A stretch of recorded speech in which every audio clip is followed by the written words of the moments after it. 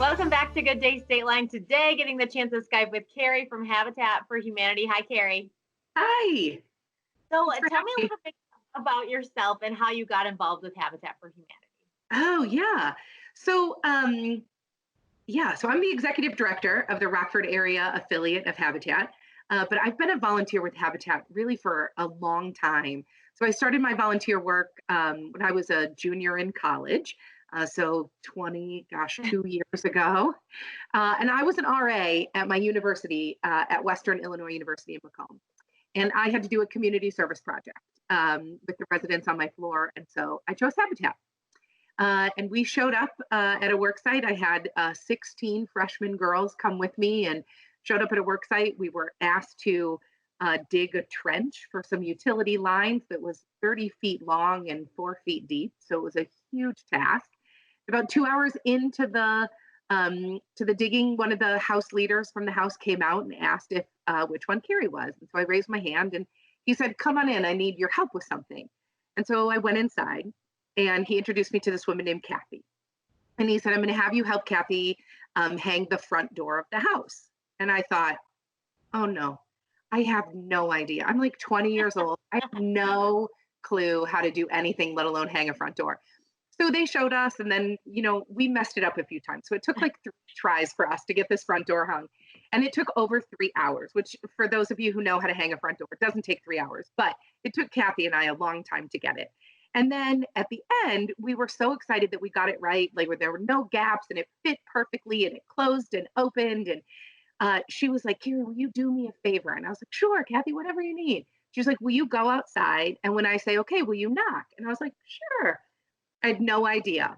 I was like 20 years old. I have no idea what I'm doing. So I go outside and I'm waiting and I'm waiting and I'm waiting. And finally I hear her say, okay. And so I knock pretty loudly because if you know me, you know I'm loud. And I hear her say, "Come in." And I open the door. And on the other side of the door was Kathy, tears running down her face. And she said, "Welcome to my home." Aw. Everything for me changed. I'd worked with her for several hours and had no idea that she was the person who was going to purchase that home from Habitat. And so I fell in love. You And made me although that was, um, sorry, I don't like crying ever, let alone on TV, but so I just kept going back. Like we would go out on Saturday nights and, like people would say, I slept till 3 today. And I was like, I shingled a house today. And I felt so powerful. And I felt a calling. I felt this opportunity to like do something that like I could use my hands to help someone better their life and further their life. My parents, we grew up in the church and we flipped pancakes and we did everything in the community, right? Like we volunteered at everything. And so volunteering to me was just kind of in my nature. And so I fell in love.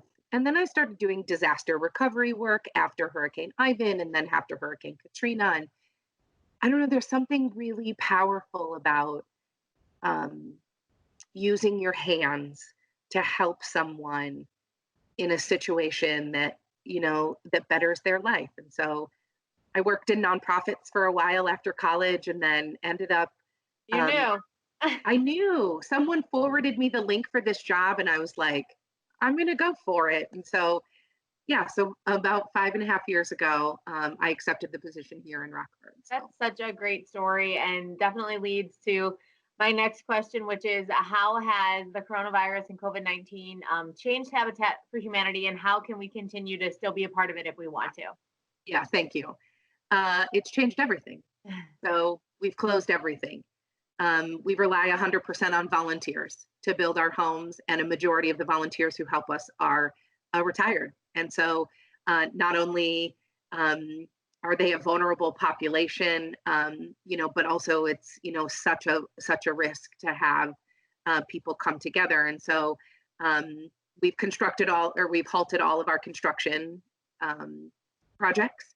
We had to close the Restore, which is our donation center and our largest funding opportunity. So, every time that someone comes into the Restore and makes a purchase, that actually allows us to help us build more houses in the community. And so we've closed our office, we've closed our construction sites, we've closed our Restore. We had to furlough a few of our employees, but thankfully we got the federal grant from the payroll protection plan, and so we'll be bringing Good. our staff back soon. So I'm happy about that. But it's impacted us financially, and of course staff wise. So, and then when we do open back up, we have to be in a position where we have to provide enough safety equipment and Right. personal protective gear for all of the volunteers who are coming out and helping us. So, we're doing our best to keep our heads up and our smiles on. Our homeowners still need us, and they need us to build those houses this year, and so that's our goal, is to put as many people in houses as we can.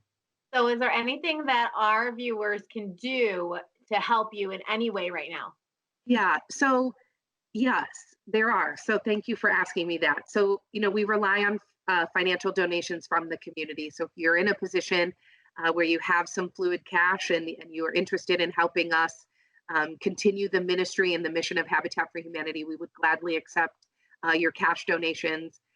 So you can do that either by mailing us a check, you can go online and make a contribution, or you can call our office and we can process your credit card over the phone.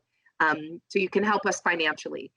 Once the Restore opens back up, you can donate all of those things that you've been cleaning out of your house over the last few weeks of quarantine. So if you did some remodeling projects and put some new kitchen cabinets up, or you replaced your toilet, we'll take all of those things. Okay, Um, okay, good. if you're in the market to purchase some home goods, come to the Restore first. Look there first for new tile or paint or those kinds of things, rather than going to some of our big box stores. Of course, if you're interested in volunteering with us after this shelter in place and social distancing has run its course, we need all the hands we can get. We're going to have a really short time frame for our construction builds, and so we're going to need a lot of people to help us get there so that we can get our families in their new homes as soon as possible. And really, the last and kind of simplest thing you can do for us is pray. Pray for our families that they are safe in their current living environments. Pray that our organization, comes out of this stronger and better than we were before. Awesome. Well, thank you so much for spending some time with us, Carrie. Thank you for having me. You can donate to Rockford's Habitat for Humanity by going to rockfordhabitat.org. We'll be right back with more Good Day Stateline after another look at your Good Day calendar moment.